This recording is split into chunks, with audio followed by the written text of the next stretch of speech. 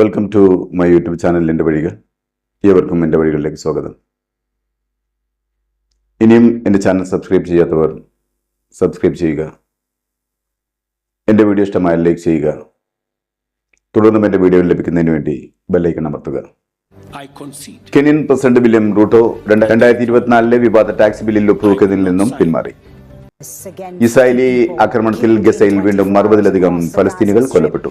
ജനകീയ പ്രക്ഷോഭത്തിന് മുന്നിൽ തലകുനിക്കേണ്ടി വന്ന കെനിയൻ പ്രസിഡന്റ് വില്യം റൂട്ടോ വിവാദമായ ടാക്സ് ബില്ലിൽ ഒപ്പുവെക്കില്ലെന്ന് പ്രഖ്യാപിച്ചു. ഈ ടാക്സ് ബിൽ ആഴ്ചകളിലായി കെനിയയിലുടനീളം ശക്തമായ പ്രക്ഷോഭങ്ങൾക്ക് കാരണമാകുകയും പ്രക്ഷോഭത്തിൽ 23 ആളുകൾ കൊല്ലപ്പെടുകയും ചെയ്തിരുന്നു. കഴിഞ്ഞ ചൊവ്വാഴ്ചയാണ് ഈ ബില്ലിനെതിരെയുള്ള പ്രക്ഷോഭം പാർലമെന്റിൽ ചർച്ചയ്ക്ക് വന്നത്. രാജ്യത്തെ അഭിസംബോധന ചെയ്ത് വില്യം റൂട്ടോ പറഞ്ഞത് പ്രകാരമാണ്: ജനങ്ങളുടെ വികാരത്തെ ഞാൻ മാനിക്കുന്നു. ഈ പ്രക്ഷോഭത്തിന്റെ ശക്തി ഞാൻ സമ്മതിക്കുന്നു. അതുകൊണ്ട് തന്നെ 2024 ഈ ടാക്സ് ബില്ലിൽ ഞാൻ ഒപ്പുവെക്കുകയില്ല. മാത്രമല്ല, ഞാൻ രാജ്യത്തെ ചെറുപ്പക്കാരുമായി തുറന്ന ചർച്ചയ്ക്ക് തയ്യാറാണ്. അവരായിരുന്നു ഈ പ്രക്ഷോഭത്തിന്റെ മുന്നണി പോരാളികൾ. അവരുടെ ആവലാതികളാണ് ഇവിടെ മുഴങ്ങിക്കേട്ടത്. അഴിമതി അതൊരു വിഷയം തന്നെയാണ്. അത് ഞാൻ കൈകാര്യം ചെയ്യും. എല്ലാം ഉച്ചത്തിൽ പറഞ്ഞ പ്രതികരണശേഷിയുള്ള കെനിയയിലെ ജനങ്ങളുടെ ഉറച്ച ശബ്ദത്തെ ഞാൻ സമ്മതിക്കുന്നു. ഞാൻ ശ്രദ്ധിച്ചു കേൾക്കുന്നു. കെനിയൻ ജനതയ്ക്ക് ആവശ്യമില്ലാത്ത 2024 സാമ്പത്തിക ടാക്സ് ബില്ലിൽ അതുകൊണ്ട് തന്നെ ഞാൻ ഒപ്പുവെക്കുന്നില്ല. 2024 കെനിയൻ ടാക്സ് ബില്ലിൽ ആളുകളുടെ അടിസ്ഥാന ആവശ്യങ്ങളുടെ മേൽ നികുതി വർദ്ധിപ്പിക്കാൻ തീരുമാനിച്ചിരുന്നു. ബ്രെഡ്, കുക്കിംഗ് ഓയിൽ, ഇന്ധനം, സാനിറ്ററി വസ്തുക്കൾ ഇവയെല്ലാം അമിതമായ നികുതി ഈടാക്കാനുള്ള ബില്ലിനെതിരെ കെനിയയിലെ യുവജനങ്ങൾ സോഷ്യൽ മീഡിയ ക്യാമ്പയിൻ നടത്തുകയും അവർ സംഘടിച്ച് തെരുവിലിറങ്ങുകയും ചെയ്തു. അവസാനം ജനങ്ങൾക്ക് മുമ്പിൽ ഗവൺമെന്റ് മുട്ടുമടക്കേണ്ടി വന്നു. പ്രസ്തുത ബില്ലിൽ ഒപ്പുവെക്കില്ലെന്ന് പാർലമെന്റിൽ ജനങ്ങളെ അഭിസംബോധന ചെയ്ത് പ്രസിഡന്റ് പറയേണ്ടി വന്നു. നമ്മുടെ നാട്ടിൽ ഇല്ലാതെ പോയത് ഇതുപോലെയുള്ള ജനമുന്നേറ്റമാണ്. ഭക്ഷ്യവസ്തുക്കൾക്ക് പോലും അനിയന്ത്രിതമായ വിലവർധനം ഉണ്ടായാലും ജീവിത സാഹചര്യങ്ങൾ ദുഷ്കരമായാലും ജനങ്ങൾ നമ്മുടെ പാർട്ടിയാണല്ലോ ഭരിക്കുന്നത് എന്നതിനാൽ പഞ്ചപുച്ഛമടക്കി തലകുനിച്ചിരിക്കും. പ്രതികരണശേഷിയില്ലാത്ത ഒരു വലിയ ജനസമൂഹമാണ് നമ്മുടെ നാട്ടിന്റെ ഏറ്റവും വലിയ ശാപം. നോർത്ത് ഗസയിലെ ബൈത്തുലാഹിയയിൽ ഇസ്രായേൽ നടത്തിയ ആക്രമണത്തിന്റെ ദൃശ്യങ്ങൾ വിവരണാതീതമാണ്. നോർത്തേൺ ഗസയിലെ ഒരു വീടിന് നേരെയുണ്ടായ ആക്രമണത്തിൽ നിരവധി കുട്ടികളടക്കം 15 പേരാണ് കൊല്ലപ്പെട്ടത്.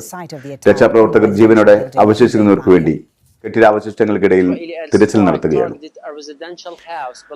സത്യത്തിൽ ഗസയിലെ രക്ഷാപ്രവർത്തകർ മനസ്സ് മരവിച്ചവരായി പോയിട്ടുണ്ടാകും.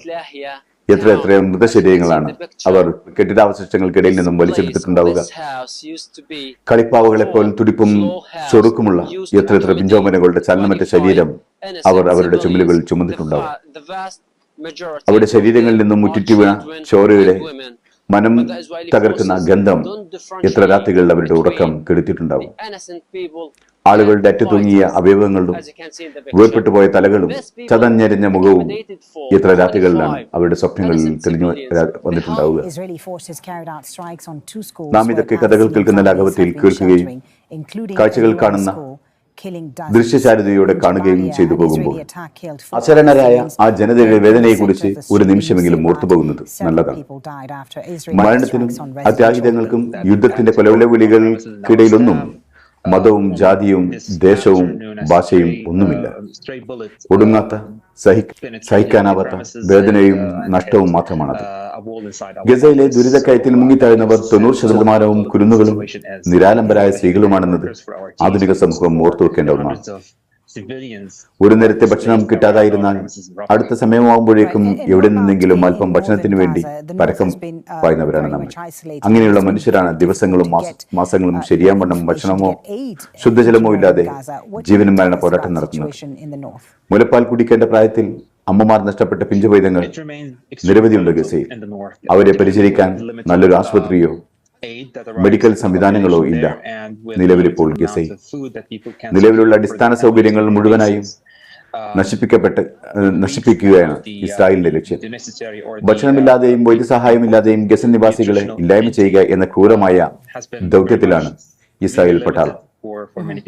ഹിറ്റ്ലർ ജൂതന്മാരോട് കാണിച്ച ആ ക്രൂരതയുടെ മറ്റൊരു വേർഷനാണ് ഗസയിൽ ഇസ്രായേൽ ഇപ്പോൾ ചെയ്തുകൊണ്ടിരിക്കുന്നത്. വംശഹത്യയുടെ സകല അതിർവരമ്പുകളും ഭേദിക്കുകയാണ് ഇപ്പോൾ ഇസ്രായേൽ. ഇനിയും ഒരു പുതിയ തലമുറ ഉണ്ടാവാതിരിക്കാൻ കുട്ടികളെയും സ്ത്രീകളെയും ഇല്ലായ്മ ചെയ്യാൻ ഇസ്രായേൽ കെണിഞ്ഞ് ശ്രമിക്കുകയാണ്. ബൈത്തുല്ലാഹിയയിൽ ഇസ്രായേൽ സേന തകർത്ത ഒരു 4 നില ബിൽഡിംഗിന്റെ ചിത്രമാണിത്.